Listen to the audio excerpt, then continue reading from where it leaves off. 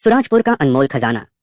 एक समय की बात है, हरे भरे पहाड़ों और सुनहरी फसलों के बीच बसा एक छोटा सा गांव था जिसका नाम सुराजपुर था। इस गांव में एक भव्य पुरानी हवेली थी जो सिर्फ एक मकान नहीं बल्कि एक संपूर्ण संसार थी। यहाँ एक बड़ा प्रेमपूर्ण परिवार रहता था जिसमें कई पीढ़ियां एक साथ थीं। परिवार की सबसे बुजुर्ग सदस्य दादी अम्मा थीं, जो बहुत समझदार थीं और उनके पास अनगिनत कहानियां थीं। उनकी आंखों में एक रहस्यमयी चमक थी, जैसे वे कोई बड़ा राज जानती हों। हवेली के बच्चे अमन, रोहन, कबीर, आर्यन, माया और अनाया अपने शरारती स्वभाव के लिए मशहूर थे। उनका पूरा दिन हंसी मजाक, रोमांच और कभी कभी शैतानियों में बीतता था, लेकिन वे सभी एक दूसरे का बहुत ख्याल रखते थे। हवेली के चारों ओर एक बड़ा खेत था जहाँ कई जानवर रहते थे। लालू बैल, कालू कुत्ता, चिंटू बंदर और रानी तोता, हर किसी की अपनी अलग पहचान थी और वे परिवार के रोजमर्रा के जीवन में महत्वपूर्ण भूमिका निभाते थे। बच्चे अक्सर रानी तोते से बातें करते थे, जो अपनी मजेदार गॉसिप के लिए प्रसिद्ध थी। रहस्यमयी कहानी। एक शाम जब पूरा परिवार आंगन में बैठा था, दादी अम्मा ने गला साफ किया और एक दिलचस्प कहानी सुनानी शुरू की। इस हवेली के नीचे कुछ छिपा हुआ है, उन्होंने धीरे से कहा। बच्चे उत्सुकता से आगे झुक गए। क्या है, दादी अमन ने जल्दी से पूछा।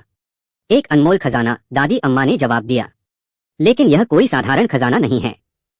इसे केवल वही पा सकता है जो इसके योग्य होगा। कैसा खजाना, माया ने पूछा। उसकी कल्पना में पहले ही चमचमाते हीरे जवाहरात और सोने की मुद्राएं नाचने लगीं। दादी मुस्कुराई।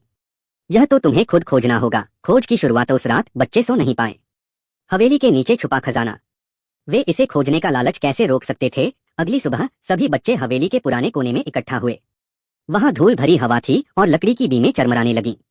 कबीर की तेज नजरें एक पुरानी चमड़े से बंधी किताब पर पड़ी जो जाले से ढकी हुई थी।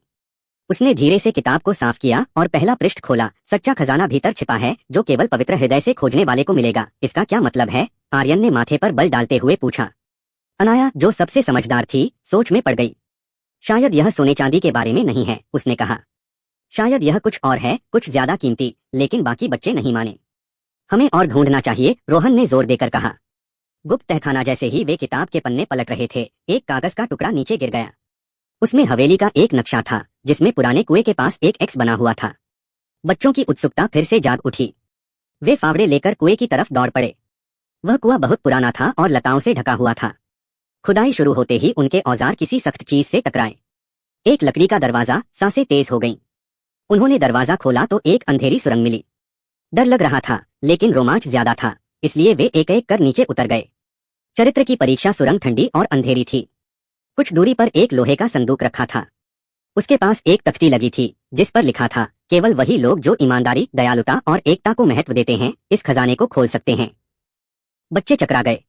वहां कोई चाबी नहीं थी। तभी चिंटू बंदर, जो उनके पीछे पीछे आया था, अचानक पुरानी किताब लेकर संदूक के ऊपर रख दी। बच्चे चकरा गए। वहां कोई चाबी नहीं थी। तभी चिंटू बंदर, जो उनके पीछे पीछे आया था, अचानक पुरानी किताब लेकर संदूक के ऊपर रख दी। लेकिन अंदर न तो सोना था और न ही हीरे जवाहरात। रोहन ने निराश होकर कहा, आईना, यही खजाना है। पर अनाया ने ध्यान से देखा।